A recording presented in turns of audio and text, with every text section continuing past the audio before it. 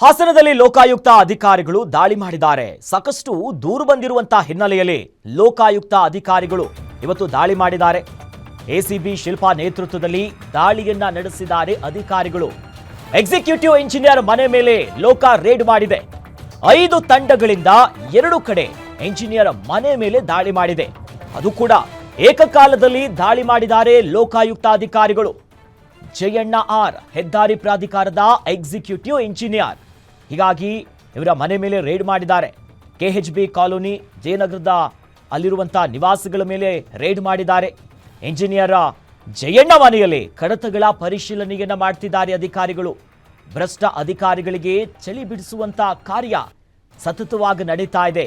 ಯಾರ್ಯಾರ ಮೇಲೆ ಭ್ರಷ್ಟಾಚಾರದ ಆರೋಪಗಳು ಕೇಳಿಬಂದಿತ್ತು, ಆದಾಯಕ್ಕೂ ಮೀರಿ ಆಸ್ತಿ ಮಾಡಿದ್ದಾರೆ ಎನ್ನುವಂತ ವಿಚಾರಗಳನ್ನ ಮುಂದಿಟ್ಕೊಂಡು ಜಯಣ್ಣ ಆರ್ ಹೆದ್ದಾರಿ ಪ್ರಾಧಿಕಾರದ ಎಕ್ಸಿಕ್ಯೂಟಿವ್ ಇಂಜಿನಿಯರ್ ಇವರ ಮನೆ ಮೇಲೂ ಕೂಡ ಸದ್ಯ ಅಧಿಕಾರಿಗಳು ರೇಡ್ ಮಾಡಿ ಲೋಕಾಯುಕ್ತ ಅಧಿಕಾರಿಗಳು ಅಲ್ಲಿರುವಂತಹ ದಾಖಲೆ ಏನೇನು ಸಿಗುತ್ತೆ ಪತ್ರ ಎಲ್ಲವನ್ನ ಸರ್ಚ್ ಮಾಡ್ತಿದ್ದಾರೆ, ಪರಿಶೀಲನೆ ನಡೆಸ್ತಿದ್ದಾರೆ.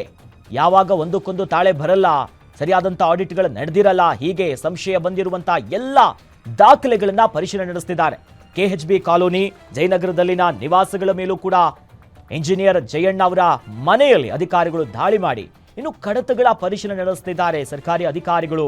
ಈ ನಿಟ್ಟಿನಲ್ಲಿ ಯಾವ್ಯಾವ ಕಡತಗಳ ಏನೇನಿದೆ ಅಂಶಗಳನ್ನ ಸರಿಯಾಗಿ ಪರಿಶೀಲನೆ ಮಾಡಿ ಅಧಿಕಾರಿಗಳು ಬಿಸಿ ಮುಟ್ಟಿಸುವಂತ ಕೆಲಸ ಮಾಡ್ತಿದ್ದಾರೆ. ಹೆದ್ದಾರಿಯ ಪ್ರಾಧಿಕಾರದ ಎಕ್ಸಿಕ್ಯೂಟಿವ್ ಇಂಜಿನಿಯರ್ ಜಯಣ್ಣ ಅವರ ನಿವಾಸ ಆ ದೃಶ್ಯವನ್ನ ಕೂಡ ನಾವು ಗಮನಿಸ್ತಾ ಇದ್ವಿ.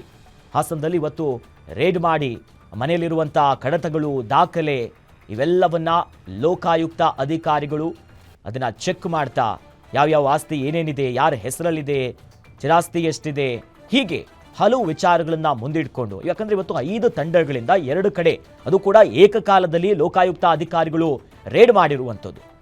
ಈ ಸಂದರ್ಭದಲ್ಲಿ ಎಕ್ಸಿಕ್ಯೂಟಿವ್ ಇಂಜಿನಿಯರ್ ಆಗಿರುವಂತಹ ಜಯಣ್ಣ ಅವರ ನಿವಾಸದ ಮೇಲೂ ಕೂಡ ದಾಳಿ ಮಾಡಿ ಅಲ್ಲಿರುವಂತಹ ಎಲ್ಲ ದಾಖಲೆಗಳನ್ನ ಪರಿಶೀಲನೆ ನಡೆಸಿದ್ದಾರೆ.